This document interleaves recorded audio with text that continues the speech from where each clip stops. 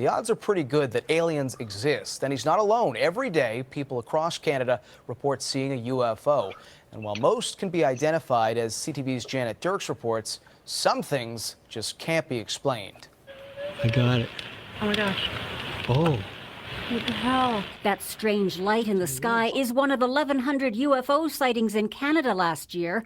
According to the annual survey released by Ufology Research of Manitoba, there are at least 3 such sightings in the country every day. UFO reports are still a thing. People are reporting them in greater and greater numbers every year. Montreal is Canada's UFO capital, with 74 sightings reported last year, followed by Toronto, then Vancouver. Told me the story. He talked for 2 hours to me.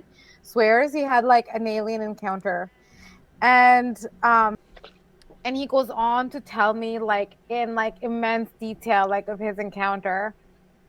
It was insane. I saw one when and I was I'll tell a kid. you this. I saw one. He does it.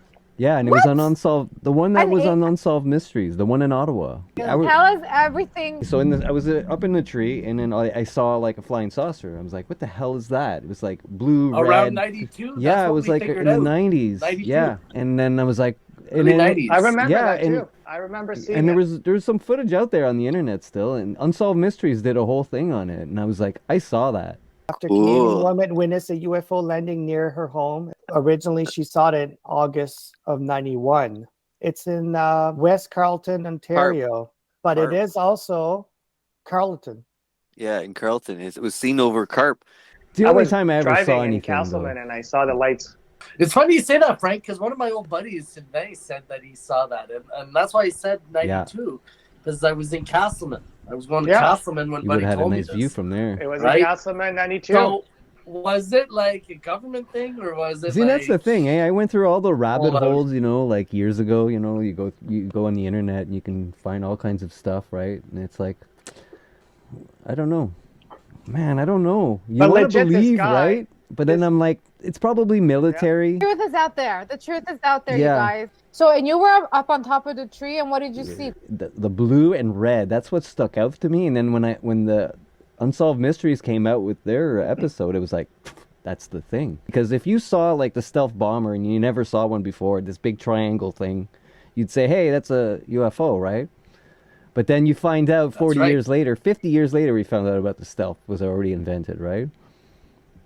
So what is what is that? And let me tell you, I was like determined to find out the truth from this guy, because he had like, he literally said he saw it like come, like approach him in the field. He was hanging out with his buddy in the backyard, and like it came to like a dead stop, like in front of him. Like how big was this ship? Huge, massive. I asked him if he would consider coming on the podcast and talking about it, but I'll tell you this: he doesn't talk about it to just anybody.